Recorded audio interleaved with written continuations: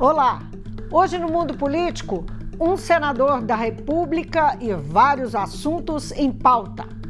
A reforma eleitoral e o Tribunal Regional Federal de Minas aprovados no Senado. O PSD nas eleições de 2022 e a comissão que vai trabalhar pela confiança nas urnas eletrônicas. Nosso convidado é o senador e ex-governador do estado, Antônio Anastasia. Senador, muitíssimo obrigada pela presença aqui no Mundo Político. Há muito tempo que nós não nos vemos, é um prazer tê-lo aqui. Obrigado, minha cara Vivi, o prazer é todo meu. A todos que nos acompanham aqui no tradicional programa da nossa TV Assembleia, o Mundo Político, o meu abraço, a minha saudação. Esses tempos de pandemia, infelizmente, nos afastaram fisicamente de muitos, mas aos poucos nós vamos retomando. E é uma honra estar aqui, porque nesse meio tempo não paramos de trabalhar em Brasília nem um só instante, representando Minas e defendendo os interesses nacionais aqui no Senado Federal. Senador, ontem foi o dia de votações importantes aí no Senado, como eu mencionei, a Casa aprovou o projeto, vamos começar pela reforma eleitoral, que retirou do texto a volta das coligações proporcionais, que já não valeram em 2020, mas tinha aí a possibilidade, veio da Câmara com a possibilidade delas retornarem nessas eleições gerais. O que essa reforma traz de mudança e o que representa essa retirada da possibilidade de coligações proporcionais para as eleições de 22? Na realidade, Vivi, essa foi uma não reforma. Nós não aprovamos regras que modifiquem os critérios de julgamento. Havia, de fato, uma proposta oriunda da Câmara dos Deputados, no sentido de suprimirmos a proibição das coligações, das eleições proporcionais, mas o Senado achou conveniente, por praticamente unanimidade, manter o texto da reforma de 2017, que suprimiu essa possibilidade dessas coligações. Assim já funcionou em 2020, nas eleições municipais, e no próximo ano teremos, portanto, a primeira eleição nacional com a vedação dessas coligações, sob entendimento nosso no Senado, que elas acabam deturpando o sentido do voto. Muitas vezes nós temos coligação de partidos com ideologias diferentes e o cidadão eleitor vota num candidato que tem uma determinada ideologia, defende determinados princípios e acaba elegendo outro com ideologia completamente diversa. Então, isso, de fato, não é conveniente e assim foi feito em 2017 e foi votado. O que remanesceu no texto foi somente um dispositivo positivo no sentido de estimular cada vez mais a diversidade na política, estimulando as candidaturas das mulheres e também dos negros, na medida em que os votos dirigidos a candidatos desses segmentos, eles vão ser computados em dobro para fins de identificação de valores para os fundos no futuro. Então, é uma coisa positiva, porque há esse esforço nacional para estimular a diversidade na representação política. O projeto, então, está finalizado, né? Não volta mais para a Câmara e vai à sanção do presidente. Na realidade, não é sanção. Como se trata de propostas de emenda constitucional, será promulgado pelas mesas, exatamente, as mesas do Congresso. Tá certo. Também ontem o Senado aprovou a criação do Tribunal Regional Federal da 6ª Região, afinal, né? Não é, senador? Depois de anos aí de um movimento de políticos mineiros na tentativa de que esse tribunal fosse, afinal, criado com sede em Belo Horizonte para atender exclusivamente Minas Gerais. É uma demanda antiga, como eu falei. O que isso vai significar para a vida do cidadão? Por que é tão importante Minas Gerais ter se é que o senhor acredita que é importante, ter esse tribunal exclusivo? Vivi, eu acho que é tão importante que eu acho que, sob certo aspecto, quase que vale meu mandato em Brasília. Porque nós estamos tratando de um sonho, de uma epopeia de quase 30 anos. Minas Gerais foi prejudicada quando foi promulgada a Constituição de 88, foram criados 5 tribunais regionais federais. São Paulo teve o seu, Rio de Janeiro, Rio Grande do Sul, o estado de Pernambuco, e nós ficamos com diversos estados irmãos do Norte, do Nordeste e do Centro-Oeste, num grande tribunal em Brasília, o Tribunal Regional Federal da primeira região. O que aconteceu na prática? Desse Tribunal Regional Federal, Minas tem cerca de 40% do movimento. Então, 40% dos processos desse tribunal são oriundos de Minas Gerais. E esse processo, pela extensão geográfica que tem, pelos números de estados que tem, ele é o tribunal mais congestionado da República. Não há tribunal onde os processos são mais lentos do que o da primeira região. Então, nós, mineiros, pagamos um preço alto por não termos um tribunal autônomo, porque as causas previdenciárias das pessoas vinculadas ao INSS, as causas tributárias da União relativas aos contribuintes mineiros, ações mesmo penais, proteção ao meio ambiente, interesses difusos do Ministério Público Federal, tudo isso ficam prejudicados em um tribunal que os desembargadores trabalham muito, têm grande esforço, mas, coitados, pelo volume exacerbado de processo, fica impossível trabalhar. Então, há mais de 20 anos atrás, surgiu essa bandeira. Justiça será feita. O primeiro senador que levantou essa ideia é o senador Arlindo Porto, que foi vice-governador de Minas, e ele, como senador, fez a primeira proposta. Depois nós tivemos vários debates e avanços, até que em 2013 foi promulgada a emenda constitucional, criando 4 novos tribunais, em Minas, no Paraná, na Bahia e no Amazonas. Mas, infelizmente, à época, o presidente do Supremo entendeu que havia um vício de iniciativa, que a iniciativa não poderia ser parlamentar, só poderia ser do próprio judiciário, e suspendeu a eficácia dessa emenda constitucional.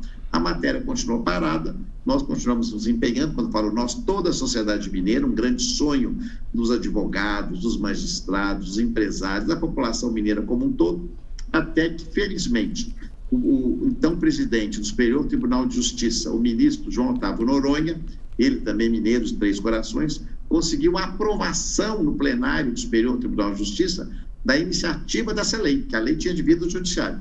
A lei, então, foi encaminhada por ele à Câmara dos Deputados, a bancada federal na Câmara, capitaneada pelo relator, deputado Fábio Ramalho, com muita atuação também do coordenador da bancada, deputado Diego Andrade. Nós conseguimos aprovar na Câmara, apesar de resistências. A matéria veio ao Senado, onde eu fui designado pelo presidente Rodrigo Pacheco relator. Fiz com imensa satisfação o relatório, ouvimos os segmentos da Justiça, dos advogados, diversos interessados, e aprovamos na data de ontem, no plenário, felizmente, de manhã na CCJ e à tarde no plenário, esse projeto, que esse sim agora vai à sanção presencial. Acredito que o presidente vai sancioná-lo, e aí nós teremos o resgate desse mais do que sonho, dessa justiça reparada de termos em Minas o Tribunal Regional da 6ª Região, que será sediado. E acrescento, se me permite, um outro esclarecimento. É um tribunal inovador. Primeiro, porque não gera despesa. Houve muito crítica. Vai criar um tribunal, vai ter despesa, novos cargos, um prédio. Nada disso, Vivian. Nós teremos um tribunal singular. Primeiro, não há aumento de despesa, até porque não pode. Nós estamos vivendo hoje um regime orçamentário que os órgãos não podem aumentar as suas despesas. Então, o mesmo orçamento que a Justiça Federal tem hoje para sustentar os 5 tribunais existentes, será o mesmo valor para sustentar os 6 tribunais, os 5 atuais, mais o de Minas. Pois não? Mas como é que se faz isso? Simplesmente com remanejamento de cargos, porque nós não teremos prédio novo. O prédio será atualmente ocupado pela Justiça Federal. É bom lembrar que em Minas não há um tribunal, mas nós temos as varas federais que funcionam. Aliás, na próxima Assembleia. Exatamente, vai ser tudo utilizado. Nós teremos, os cargos serão remanejados, e aí é grande novidade. Foi concebido um tribunal que será muito tecnológico, será um tribunal que vai ser muito mais efetivo e mais barato, ele vai se basear muito em internet, na tecnologia, nos sistemas de informação. Então, nós teremos isso, até porque, repito, mesmo se quisesse gastar, não poderia, porque o orçamento não pode ser maior, o orçamento é exatamente o mesmo. Vai haver um remanejamento de verbas, e sem contar que o que remanesce no Tribunal da Primeira Região vai ficar melhor para eles também, que vão perder 40% do acervo, então eles também ficarão mais ágeis. Senador, o senhor foi visitado ontem, pelo menos isso foi noticiado, por André Mendonça, que é o indicado do presidente para a vaga no Supremo, né? A vaga aberta com a saída do ministro Marco Aurélio Mello. Como é que o senhor vê as chances dele? O senador Alcolumbre tem resistido, que é o presidente da Comissão de Constituição e Justiça do Senado, tem resistido em pautar a sabatina já há 2 meses, não é? Isso causa, inclusive, um estranhamento, é um tempo, assim, inédito e tal. Como é que foi essa visita e o que o senhor está achando dessa história? Em primeiro lugar, não foi a primeira visita, já estive com o ministro André Mendonça muitas vezes. Aliás, eu sempre digo que eu o conheço desde antes mesmo dele ingressar nos cargos públicos. Ele é um advogado de carreira da União, depois foi advogado-geral da União, foi ministro da Justiça, voltou a ser advogado-geral da União. Ele, como advogado-geral, regulamentou uma lei de minha autoria, fez um belíssimo regulamento da Lei 13.655, a Lei da Segurança Jurídica. Portanto, eu tenho por ele muito apreço, muita consideração. O considero um profissional muito gabaritado e que atende os requisitos constitucionais de notório saber jurídico e reputação ilibada. Por isso mesmo, eu já manifestei publicamente, muitas vezes, o meu apoio e até o meu voto a favor da sua indicação. Mas a indicação depende da sabatina, que depende do presidente da Comissão de Justiça, que é o senador Davi Alcolumbre, que, indagado por todos nós, diz que marcará no momento oportuno. Então, o senador Davi, nós não podemos fazer nenhuma ilação, nem pressioná-lo, porque é competência dele fazer essa designação. Eu acho que o fará em breve, até porque agora a matéria foi judicializada. Então, devemos agora, talvez, aguardar até o deslinde da questão, que está no Supremo Tribunal Federal, para que essa sabatina seja marcada.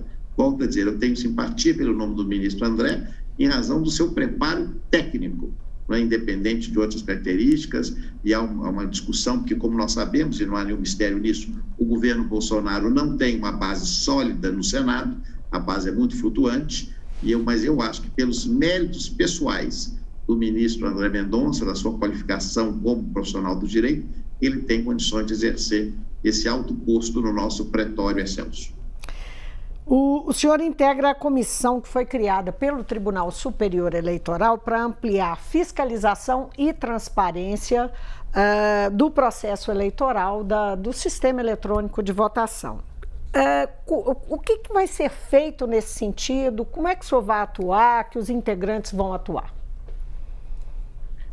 Veja, Vivian, na realidade foi uma iniciativa do presidente do TSE, o ministro Luiz Roberto Barroso, que convidou integrantes de órgãos governamentais e da sociedade civil, no número de 12 pessoas, para compor essa comissão de transparência nas eleições. Então, somos 6 do setor público, eu representando o Congresso Nacional, tanto o Senado quanto a Câmara, indicado que fui pelo senador Rodrigo Pacheco, com a aquiescência, meu nome é claro, do ministro Barroso, o representante do Tribunal de Contas da União, um representante das Forças Armadas, do Ministério Público e também da Polícia Federal. E representantes da sociedade civil, especialmente da área tecnológica, professores, cientistas dessa área, e também de organizações internacionais que acompanham as eleições. Nós teremos a primeira reunião de trabalho no próximo dia 4. E aí nós teremos a pauta e o cronograma das atividades que vão se desdobrar até o ano que vem. Mas o grande objetivo que o ministro Barroso, na reunião de instalação, já nos noticiou, é exatamente dar transparência total, absoluta, clareza, tornar cada vez mais translúcido o nosso processo eleitoral. Eu, pessoalmente, já fui candidato, ganhei, perdi eleições, então confio muito no sistema. Mas vamos acompanhar, verificar, tornar cada vez mais claro, como eu disse, cristalino, esse processo que é importante, porque a sociedade tem de confiar no nosso sistema eleitoral, que, aliás, é muito moderno e resulta, também aqui faço sempre questão de registrar por justiça, iniciativa ainda na década de 90 do século passado, de um grande mineiro, o ministro Carlos Mário Veloso, à época presidente do TSE, ministro supremo, que tomou a iniciativa e a coragem de criar entre nós o sistema de voto eletrônico, substituindo o sistema manual, a caneta, a anotação, que de fato era suscetível de muitas fraudes, de muitos erros. Agora, senador, o senhor acredita que essas medidas vão ter poder de esvaziar a ação e as atitudes do presidente Jair Bolsonaro e dos bolsonaristas, dos apoiadores, né, contra a urna eletrônica? Porque o presidente e seus apoiadores, eles têm retomado esse assunto, apesar da rejeição que houve à proposta do voto impresso. E isso tem sido recorrente, não é? O senhor acredita que vai ter capacidade de esvaziar? Eu não vejo alternativa, porque, de fato, primeiro é uma decisão parlamentar. A matéria está resolvida no âmbito do Congresso, as eleições ocorrerão como ocorreram as últimas, onde o atual presidente foi eleito e onde, em outras eleições, também se elegeu parlamentar. Volto a dizer, todos nós do mundo político nos candidatamos, ora ganhamos, ora perdemos. Isso faz parte do jogo democrático, com a lisura do sistema eleitoral. Agora, na cabeça das pessoas, Vivi, o que acontece hoje no mundo da internet, redes sociais e fake news, são constituídas histórias, né, chamadas, entre aspas, palavras que eu tenho muita antipatia, narrativas, e essas histórias elas acabam ficando quase que graníticas na concepção de algumas pessoas que se recusam a ver a realidade. Mas nós não podemos recriminá-las por isso. Desde que, como eu digo sempre, não cometam crime, cada pessoa tem pleno direito às suas convicções, à sua opinião. Mas nós vamos continuar insistindo e demonstrando a realidade. Não é? Nós temos pessoas que eu conheço, infelizmente, que não acreditam que o homem foi à Lua, acham que tudo aquilo foi uma armação à época da NASA, que não aconteceu nada daquilo. Então, nós temos de respeitar essas pessoas que têm essas opiniões, faz parte da sociedade plural que vivemos, do ecletismo que vivemos, é democrático, mas vamos fazer um trabalho sério, técnico, profissional, como eu disse, para demonstrar à maioria absoluta da população que naturalmente verá que o sistema é um sistema rígido, e assim já se comprovou no passado e vai se aperfeiçoando a cada vez. Eu entendo quando o senhor fala que, não é, daquilo que também eu tenho um pouco de preguiça, da expressão das pós-verdades que são construídas entre as pessoas comuns, entre os grupos e tal, mas o presidente não é uma pessoa comum. A minha pergunta é, o que move o presidente a acusar o sistema eleitoral de fraude e chegar a ameaçar a não realização de eleições caso se insista no voto eletrônico e não se opte pelo voto impresso? O que move o presidente da República? Eu não posso responder, Vivi. Essa pergunta você tem de perguntar a ele, porque de fato eu não tenho o convívio, a intimidade com o senhor presidente da República para indagar na sua mente, no seu intelecto, por que ele tem essa posição. Eu, pessoalmente, tenho outra posição, mas volto a dizer, respeito. O presidente tem um estilo muito próprio. Nós vimos isso desde as eleições, as pessoas que votaram sabiam que ele tinha esse estilo, é legítimo, ele foi eleito com esse estilo. Então, nós não podemos recriminá-lo pelo estilo que tem. E não tem condições de indagar o que passa em sua cabeça. Agora, o que eu defendo, primeiro, é que as instituições têm de permanecer sólidas, baseadas na Constituição. O presidente hoje é A, amanhã é B, depois será C, daqui a 50 anos é outra pessoa. E nós temos a manutenção das instituições. A presidência da República é uma instituição eventualmente ocupada, hoje por uma pessoa, no passado por outra, no futuro por outras pessoas. Então, é isso que o Brasil tem de perceber. Nós temos sempre de despersonificar, nós não podemos ficar fulanizando as coisas. As instituições têm de ser robustas. Temos uma democracia relativamente jovem, porque ela tem 30 anos, é de 88 para cá, 32, 33 anos de democracia. Mas isso não significa que ela já não seja robusta, que ela já não tenha condições de se defender de ataques. Nós só podemos almejar, sermos uma nação plenamente civilizada, parearmos na OCDE, o desenvolvimento econômico e respeito no Conselho das Nações, se tivermos instituições sólidas no âmbito da justiça, dos partidos, do Poder Legislativo e da Presidência da República, e que isso funcione bem. Então, alguns arroubos, algumas, vamos dizer, retóricas, isso não acontecem, fazem parte do jogo eleitoral. O que não podemos tolerar e que não houve, eu acho que não haverá, é qualquer ato concreto que atente contra as liberdades e os poderes da República.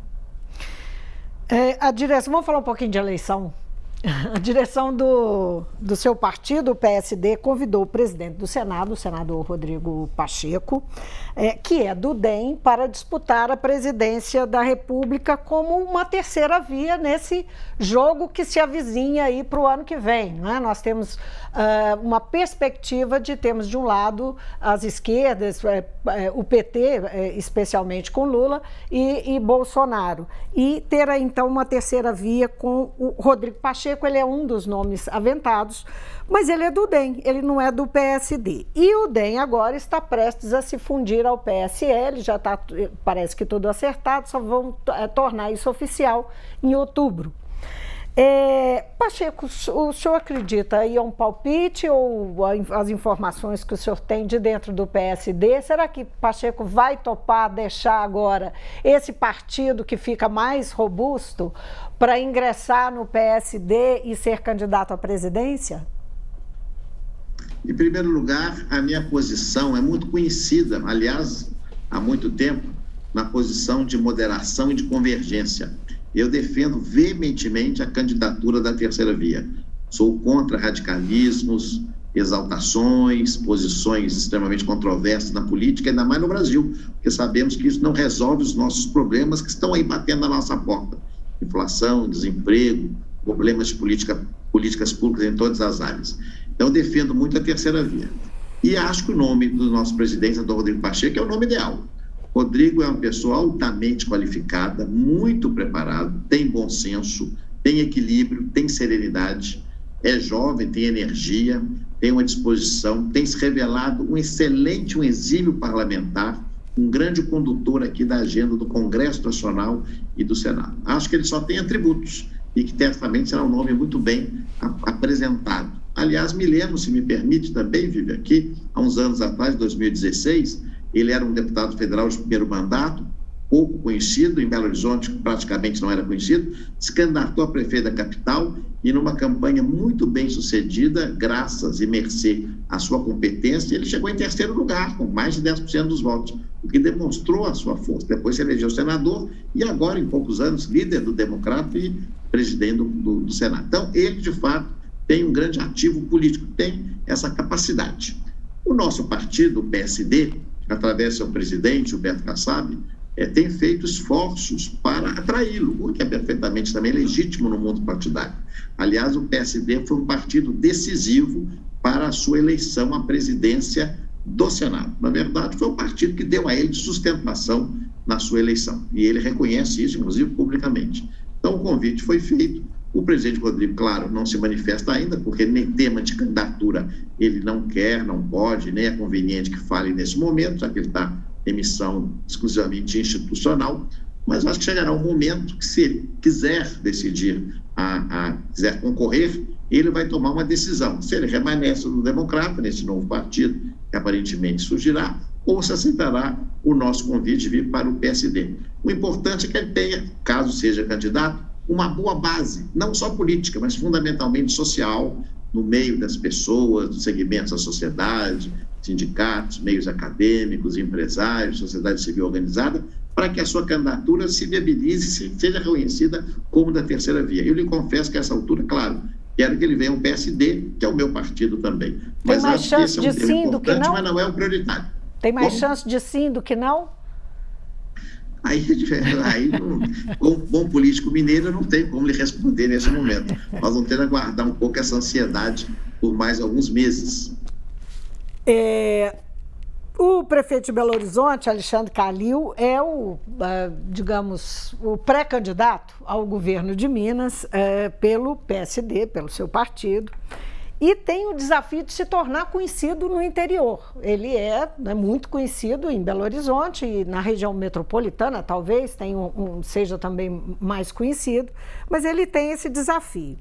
O senhor, que é muito conhecido, já foi governador do estado, não é? E ficou à frente de Minas Gerais 5 anos, pelo menos, não é? Já disse que vai ser candidato à reeleição. O senhor está programando uma campanha casada, viajar com o candidato Alexandre Calil em 2022? Isso já está no horizonte?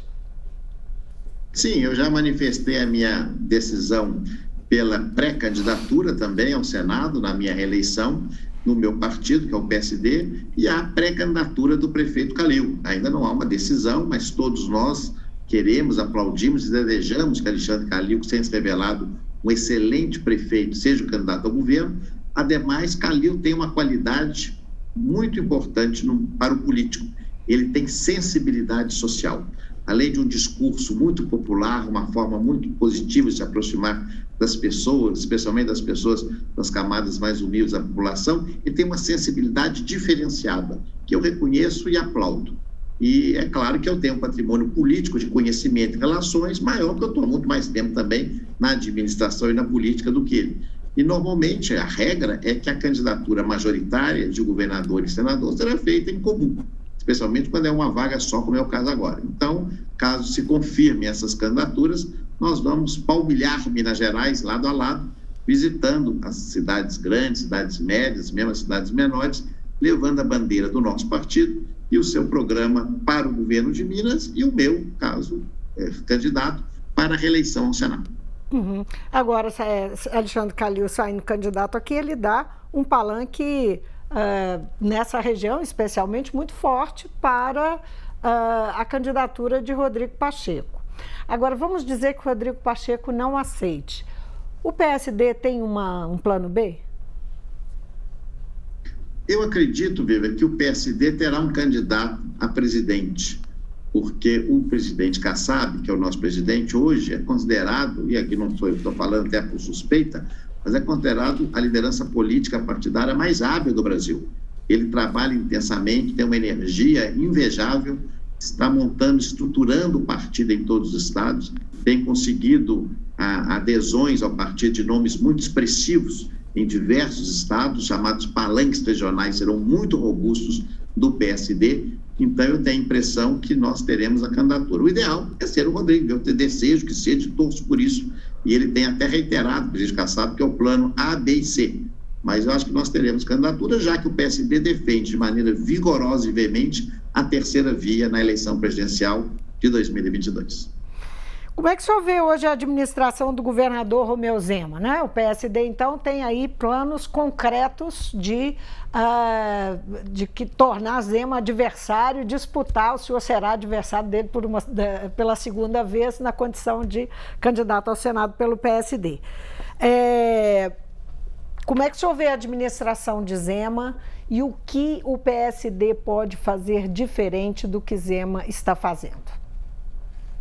Bem, em primeiro lugar, eu sempre defendo a tese, e também não é de hoje, que nós em Minas Gerais temos de fazer uma política que as pessoas não sejam inimigas. Elas podem ser eventualmente adversárias políticas, mas tem de se respeitar as suas posições e respeitar muito o comportamento de cada qual. Eu tenho com o governador Romeu Zema um relacionamento pessoal e institucional muito bom, e ele comigo, então nós nos respeitamos, tratamos sempre os assuntos de interesse do Estado. Vários e vários integrantes do seu governo são oriundos da minha administração, não são poucos, são muitos. O meu antigo partido, o PSDB, o qual eu concorri, é hoje integrante da base do governo do Estado, do governador Zema. Agora, nós temos visões do mundo diferentes, o que também é muito legítimo. A ideologia do Partido Novo é uma ideologia diferente da que eu tenho. Eu tenho uma formação social-democrata.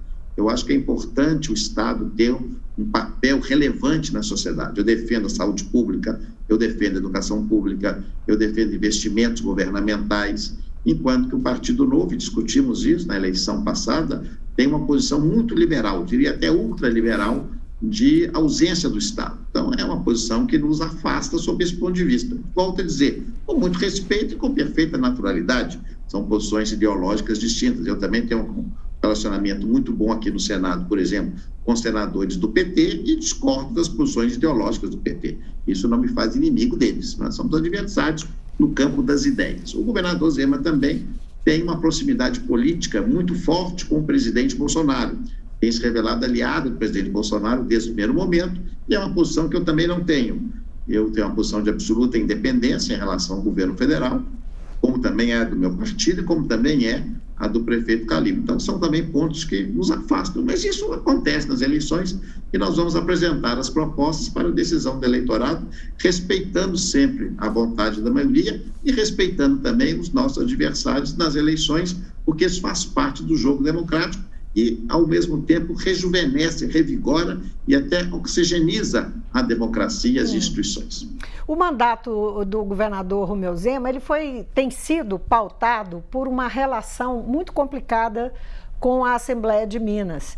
O senhor foi um governador que teve uma base extremamente sólida, de mais de 50 deputados, e isso tornava a relação com a Assembleia muito fluida. O senhor conseguia aprovar com facilidade as propostas do Executivo. Como é que o senhor vê essa relação que, desde o princípio, até mesmo antes de eleito, foi pautada pelo choque, pela crítica, pelo antagonismo do governador Romeu Zema com o Legislativo? Em primeiro lugar, eu faço sempre o registro que eu tive a sorte, na minha trajetória pessoal, profissional, de ter um convívio muito intenso com a Assembleia Legislativa. Como você sabe, ainda relativamente muito jovem, eu fui o assessor pessoal do relator da Constituinte Mineira, em 1989, o então deputado Bonifácio Mourão. Eu praticamente morei na Assembleia durante mais de um ano, todos os dias da semana, de manhã, de tarde e de noite, ajudando e trabalhando ao lado da equipe técnica de altíssimo gabarito que a Assembleia tinha e tem, capitaneada pela professora Maria Tchelle Simões Pitts, à época secretária-geral da mesa da Assembleia. Então, ali já nasceu um imenso respeito meu pelo Poder Legislativo Mineiro, pelo seu corpo técnico e, sobretudo, pelos parlamentares, que representam as diversas regiões do Estado. Depois fui para o governo Hélio Garcia e tive ali também uma presença muito constante como secretário adjunto do Planejamento, depois secretário da Administração, com os parlamentares, e depois, no governo Aécio, como secretário de Planejamento, vice-governador e governador, uma proximidade extremamente cotidiana. E ainda tive uma vantagem e uma sorte. O meu vice-governador, eleito comigo em 2010, foi presidente da Assembleia e um dos deputados, um dos parlamentares mais reconhecidos pela sua habilidade, pelo seu tirocínio, o vice-governador, depois o governador Alberto Pinto Coelho. Então, de fato, eu tive essa grande facilidade, mas pelo meu reconhecimento também da importância que tem a Assembleia na condução dos negócios públicos e no estabelecimento de uma boa governança. O Partido Novo, ao qual o governador Zema pertence, é um partido que tem uma ideologia diferente, volto a dizer, cada qual com seu estilo e respeitando-os. Eles são contra a política, digamos assim. E é claro que um deputado, como eu sou senador, não somos políticos. O que é a política? É a arte da convivência, é a arte do diálogo, da convergência. Nós não podemos recriminar da política, nós temos de usar a política positivamente para termos políticas públicas e resultados em prol das pessoas. Nós não podemos pensar em um governo que seja afastado do legislativo, porque isso, evidentemente, não é, inclusive, constitucional. Então, talvez, em razão dessa ideologia, desse sentimento, da falta de prática com o Poder Legislativo, tenha acontecido esses entraves ao longo do tempo. E, naturalmente, nós acompanhamos, eu ainda que à distância, e vejo sempre com preocupação. Mas, volto a dizer, cada governo tem o seu estilo, tem as suas características, e eu sempre defendo tudo aquilo que seja positivo para Minas Gerais e que apresente resultados para a nossa gente.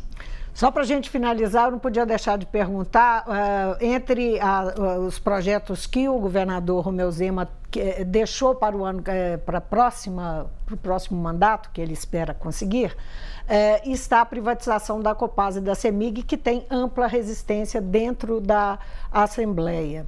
Como é que o senhor olha para essa perspectiva de privatização dessas duas empresas? Só para a gente encerrar a nossa conversa.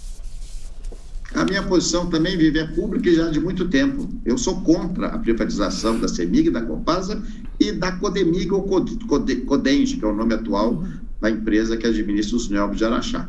Acho que são empresas que têm que ser bem administradas, têm que ser azeitadas, têm que ter uma gestão profissional, como aliás tinha ao nosso tempo, ganhavam prêmios reiteradamente e prestavam excelentes serviços a Minas Gerais, mas pela natureza estratégica que essas empresas têm, pela posição fundamental na economia de Minas, eu, assim como foi o tão saudoso presidente, governador Itamar Franco, entre outros líderes de Minas, e até em memória Juscelino Kubitschek, criador da CEMIG, eu tenho uma posição contrária a essa privatização, ainda que defenda, insisto, na sua modernização, no seu aperfeiçoamento e talvez até novos rumos da sua gestão. Mas é imprescindível que essas empresas integrem a diretriz estratégica de planejamento essencial do governo de Minas, na minha modesta opinião.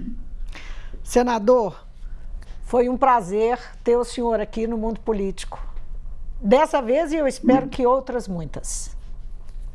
Muito obrigado, Vivi. Uma honra revê-la. Um abraço a todos que nos acompanham na TV Assembleia e no mundo político. Uma honra estar aqui com vocês. Muito obrigado. Eu conversei com o senador e ex-governador do estado, Antônio Anastasia, do PSD. Falamos aqui de muitas coisas. Falamos de reforma eleitoral, da aprovação, da criação do Tribunal Regional Federal. Falamos muito de eleições 2022, como é que o PSD deve se comportar daqui para frente, as escolhas que vai fazer, o apoio que o senador pretende dar a Alexandre Calil para a disputa ao governo do estado com o governador Romeu Zema. A gente fica por aqui, muito obrigada pela sua companhia, até a próxima.